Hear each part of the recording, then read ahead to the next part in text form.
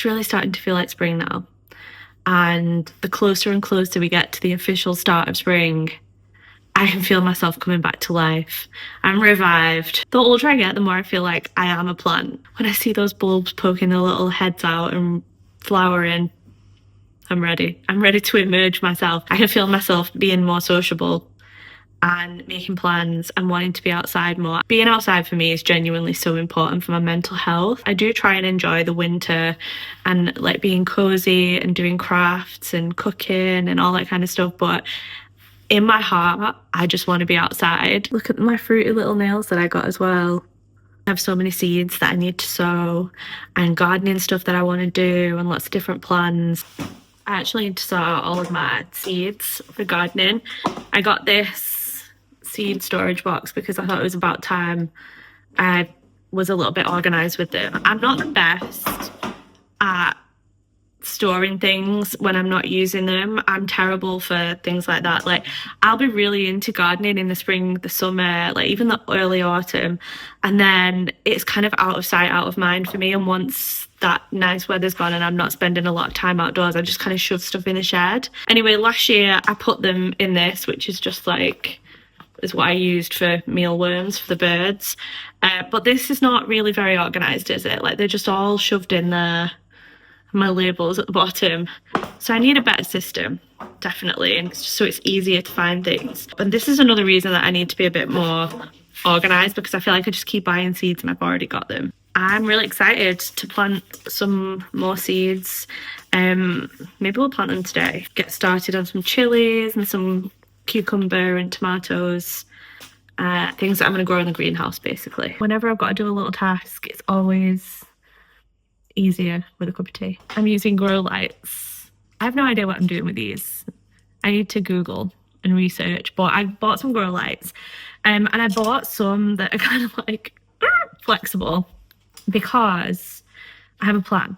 My dad bought me this heater propagator for Christmas. I'm going to do peppers, chilies, tomatoes, cucumbers, that kind of thing in here, and you can plug that in and heat them. And then I have got a propagator that is very, like, it's pretty much identical to this, but it isn't heated.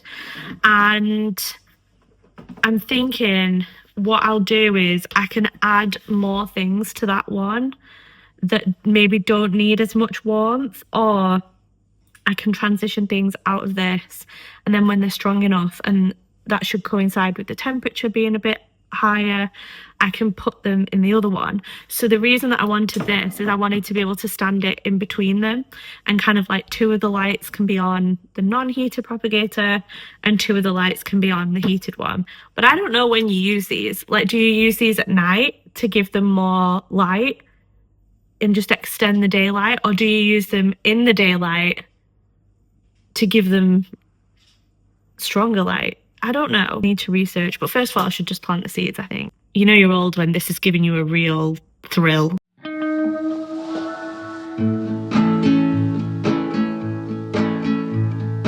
I just wanna go out on a walk with you. Baby, you know I just like to talk with you. You don't have to tell me anything that's new. I just wanna go out on a walk with you.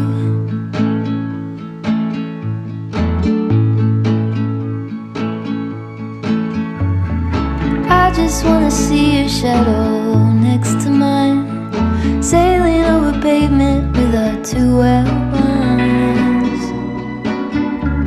I like to see the shape you're in from time to time. I just wanna see your shadow next to mine. Now that spring is on the way, I feel like another thing that I really want to do is do some more home decor projects. I feel like when we moved in, our priority was to like get the living room done, and we did our offices and we totally changed those rooms, but we didn't do anything to like the hall. Like this hall is very white and plain, and I just feel like we need to put our stamp on it. And we kind of feel like you get used to living in a house, and at first you're really excited, and then you get a little bit fatigued of decorating, and you just live with it the way it is. And I'm ready now to do some more things. All of this white in the hallway is just really not me. For example, when we moved in, the living room was really also quite muted, and like this is my vibe, this is more of my vibe. We've still not replaced the sofas, we need to do that, but like this is more my vibe than this. And one of the reasons that we've not done anything with the hallway, I kind of know what I want to do. We've got this lovely like original paneling, we've got this massive radiator in the hallway, and I would really like to replace this radiator with like an old, are they like column radiators, are they called, like an old fashioned style radiator, and have like a floating shelf on top. I think it would make the room warmer as well. Kind of want to carry the paneling from in here into the hallway and up the stairs, get rid of this carpet and do a runner. But the reason we've not done anything with the hallway is that we weren't sure if we were going to do a loft conversion, and we're still not sure about that. So we were thinking if we do a loft conversion, we would probably just do all this at the same time, so it carried up. So that's why I've not really done anything there. But you can see, I mean, I don't want the woodwork white anyway. You can see oils have started to come through from where it's been previously painted white, but either they didn't use a primer or it wasn't primed properly. This downstairs toilet, to me, feels like the next thing that I want to do, because the hall takes a little bit more thought, the bedroom takes a little bit more thought, but this I feel like would be a good project to like get me back into doing house stuff. So basically this space, hello, you can see me there, this space is like under the stairs, and a lot of people have done this, haven't they, and just kind of like turned their under the stairs into, let me close the toilet, a lot of people have turned their like under the stairs into a loo, and it's really handy. But again, it's just very white and plain. I put those fake plants there because there's a pipe that I want to box in. But I feel like this is like the next thing that I should do, because it's just, I think it'll be manageable and like quite a weekend project maybe. I would be interested to know your thoughts, because like this is not offensive, there's nothing wrong with it. There are some things, however, about this room that I really don't like, and I'm not quite sure how to go about fixing them. So first of all, I'm not keen on this texture, and because this house is from the 30s, one of the owners who did a lot of the stuff to the house was like doing it in like the 60s, 70s, and I am just not sure if there's any asbestos going on. Do you know what I mean? Like, I'm not sure about that. So I don't really want to disturb this. Like, it's not worth disturbing this for the sake of an understairs loo.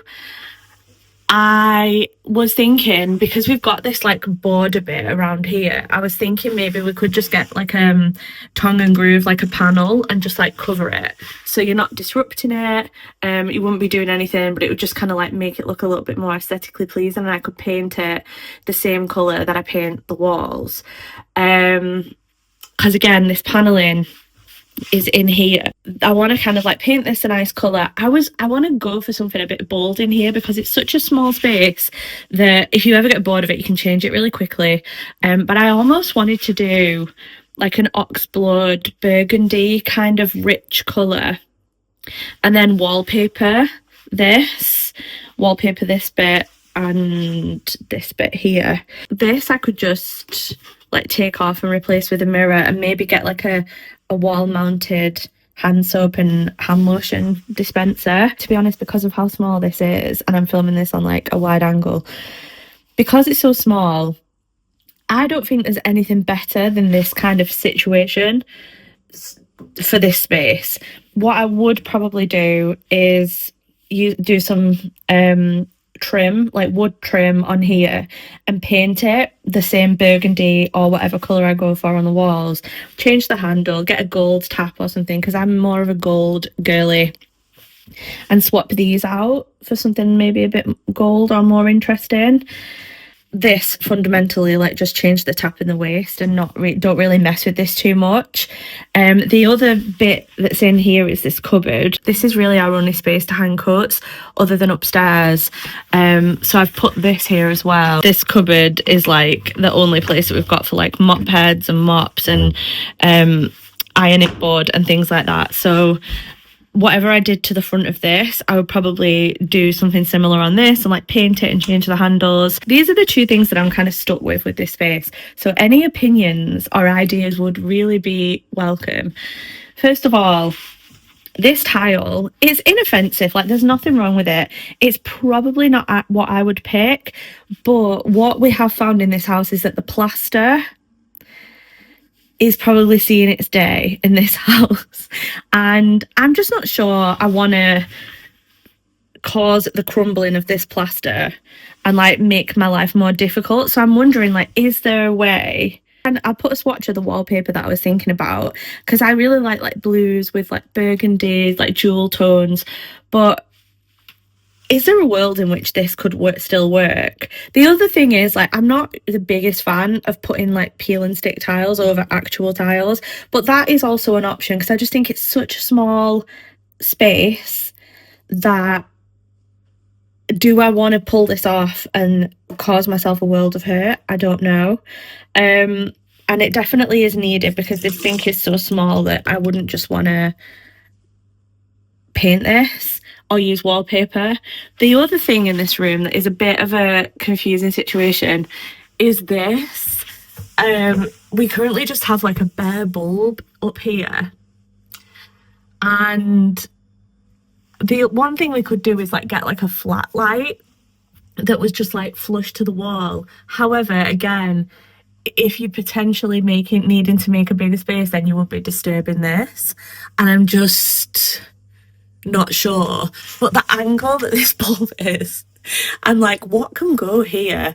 And I am like 5'1", so it doesn't bother me in here. Like, it's obviously like quite a small low space, but Matt is tall and anything that hangs down, he's already like, and other people that come to use the loo, like guests that we've got, you know, look, my height, there's no danger of that bothering me, but I just feel like I'm a bit perplexed as to what to do.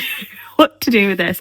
But I just feel like this bathroom could have like a bit of personality and be like a fun space, and I think I'm ready to tackle it. But if you've dealt with any similar things to this, let me know, because I kind of want to start getting swatches of wallpaper and paint and doing something about this. This week, well, in fact, specifically today, it is exactly 10 years since we adopted Maddie. She's just had a bath and she desperately needs a haircut, which we're gonna have to cut your hair tomorrow, Maddie. She turned 10 in December, but we adopted her in February. I just can't believe it. How lovely that I've known you for 10 years. You're such a good girl. Want a blanket? Do you want to get warm? I'll put the heated blanket on for you. I really don't like to think about her getting older, because it just upsets me. But you know, she's doing really well and she's still full of beans. She still runs around all the time. I've noticed in the mornings she's like not as eager to jump up, but she's still really good, and she's promised me she's going to live till she's at least 30. We've made a deal, so that's that. We had that little health scare with her last year, and honestly I thought that was it, but she's doing well.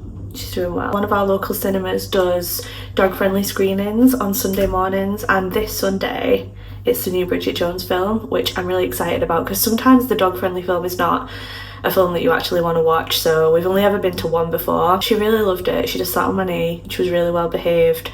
So we're gonna go and see Bridget Jones, because we recently rewatched all of the Bridget Jones. Matt had never seen all of them, and so we watched them all just before Christmas. And the funny thing with Maddie is, some TV shows she watches and other TV shows she sleeps through. So we have this little joke that she's got her own taste and she knows which TV shows she likes, and it's the same with films. And she watched the Bridget Jones film. She was engaged. She like sits up and tilts her head like the whole way through, and other things she's just not interested in, like Below Deck. She doesn't care for Below Deck, but she loved Bridget Jones. And so me and Matt were like, let's take her out somewhere for a nice walk, and then take her to the cinema, and then go somewhere dog friendly for something to eat, to celebrate 10 years of Maddie.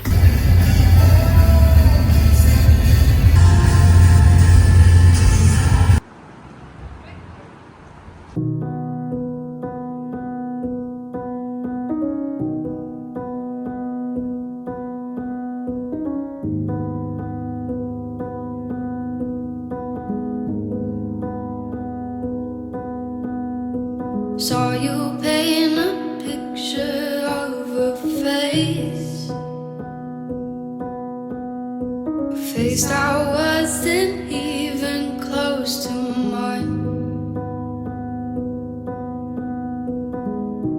I know I shouldn't be in love, but it's so hard to move on. You haven't changed, you stayed the same. But if you did, I'd still love you anyway.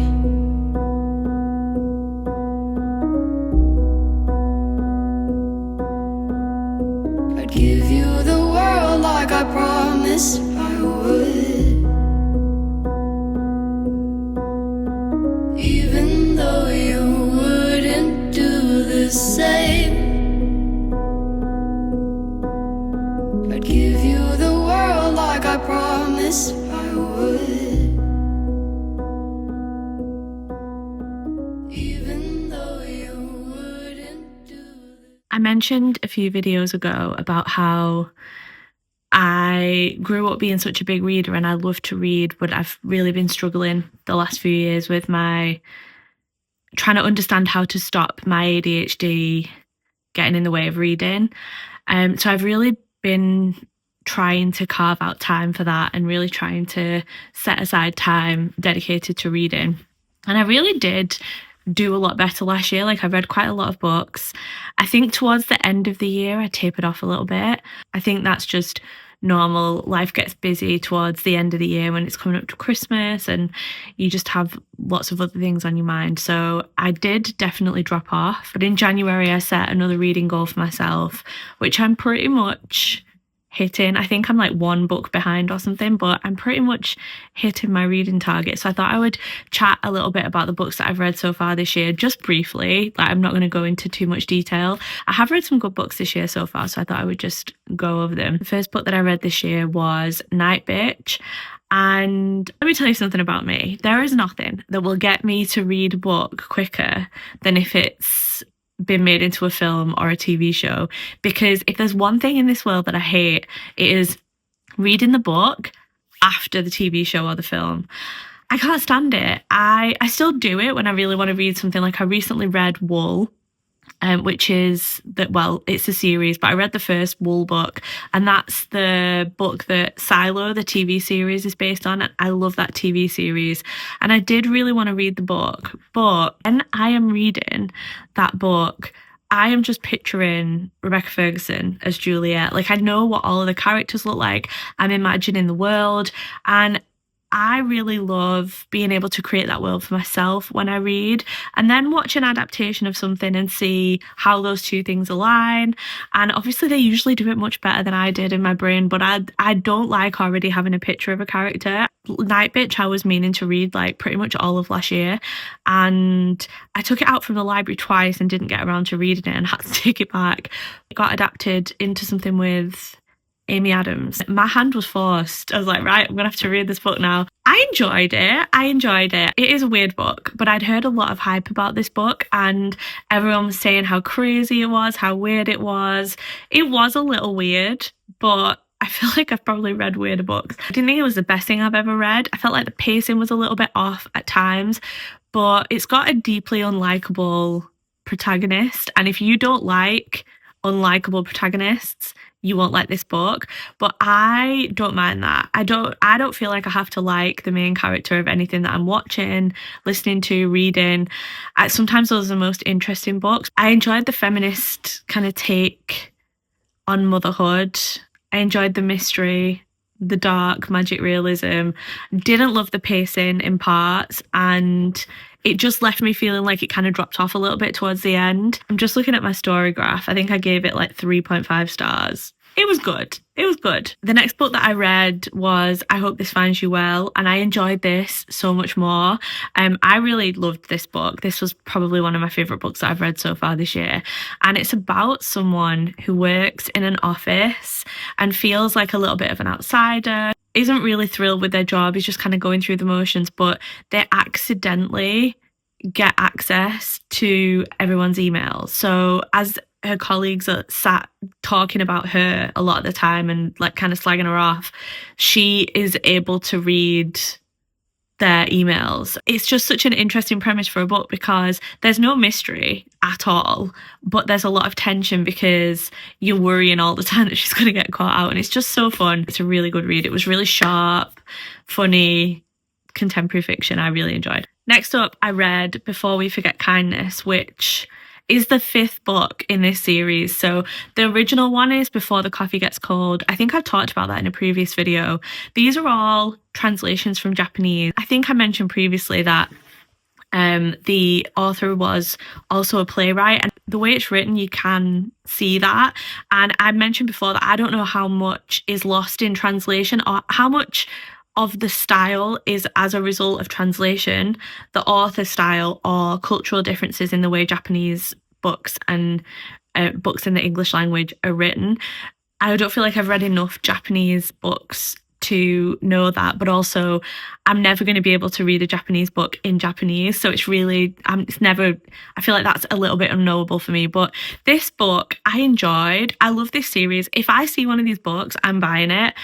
I also know if I see one of these books, I'm crying because these stories make me so sad. Like I feel like I'm going to cry thinking about it. The premise of it is that you can go in this cafe and you can travel back or forwards in time, and you can only do it once, and you have as long as it takes for the coffee to start getting cold. Each book is made up of it's usually like 4 stories, but obviously there's people who stay in the whole series, like the people who own the cafe, their families, their friends who come in, the regulars. The rule is that you can't change something that has happened or is going to happen, but a lot of the time people just want to get 5 more minutes with someone that they've lost or understand a situation more, and they're always very emotional. This one is probably my least favorite of all of the books. I don't know if it's because the format is just like getting a little bit repetitive for me at this point, or whether it was the specific stories that were featured in this one, but this isn't my favorite of the books. I think the first one and the third one were my favorites, but it was good. I'm always going to read these books, but I didn't love this one the most. The next book that I read this year is Rewitched by Lucy Jane Wood, who I followed online for so long, and I really wanted to read this because I wanted to support her and it looked really interesting. But this book is totally different than any of the stuff that I normally read. I really like a lot of no plot, just vibes books where it's very reflective and like a character study. I do read a lot of books that have really strong plot lines as well. In general, at the moment at least, I am finding myself reaching for more character driven, reflective, moody, just vibes books, or books that have a little bit of an unusual structure and that are written a little bit differently. And I also don't read a lot of fantasy, just a totally different genre for me, and also a totally different style. I actually started reading this towards the end of last year in like autumn time, which I feel like is like the perfect setting for this book, just vibes wise. However, I started reading it as I was hitting that point of not being able to read, and it was genuinely nothing to do with the book, because I also could not finish the Sally Rooney book that I bought and was really excited about. I started about 6 books, and this is when my ADHD took over towards the end of the year and I couldn't finish anything. So I was really excited to pick it back up. Like once I'd read a couple of books, I was like, I need to revisit this book because I was really enjoying it. And I loved it. I loved it so much. It was so different for me, such a change of pace, a change of style, but I loved it. It was so romantic and whimsical and like a really just enjoyable read, just nice. Although it had a really strong plot line, the character development was really good as well, and I was really like emotionally attached to these characters and really rooting for them. The whole premise of this book is it's following a witch who has maybe like lost touch with her magic and just been using it for mundane everyday things like most of us probably would. And on a milestone birthday, as a witch you have to go before this like council, and they decide whether you've used your powers well or whether you deserve to keep them. So that is kind of the overarching theme, but there's a lot of romance in there and just like, Just nice, cozy, very, very cozy book, and I recommend it. The last book that I read is The New Me. This was a really quick read. I read it on the train back from London, pretty much in one go. Very introspective, and kind of an exploration of modern life. I've been reading a lot of books lately where the flaws of the main character, of the protagonist, are like the main focus, and this is definitely one of those books. It follows a girl who's an office temp and is a serial office temp, never really commits to any job, just kind of like sweeps in, observes, doesn't fit in, moves on to the next thing, and about whether she will make it in this new job. Is she going to become that person who goes to yoga and makes a really healthy packed lunch and like keeps on top of everything? It was very funny, observant, reflective, and I feel like I would put it in a similar category to I Hope This Finds You Well, a very sharp read of modern office life and just like corporate culture. I think this is going to be the next book that I read. I picked this up in London. Well, my mum actually bought it for me because I was telling her that I was interested to read it. Thanks, Mum. This book is about how we deal with great art by bad people. The way that it's written is quite like a roaming series of thoughts rather than an attempt to give a definitive answer to the question of like whether you can separate the art from the artist. I think it's more like just a musing on it, and all of the questions that it brings up. So I'm excited to read this. Please let me know what you've been reading as well. I'm on Storygraph and Fable. I've cut the cord with Goodreads finally, but I'm on Storygraph and Fable, and I like both of those apps for different reasons. So I'm updating both of them. So if you want to be my friend on those, I'll link them below.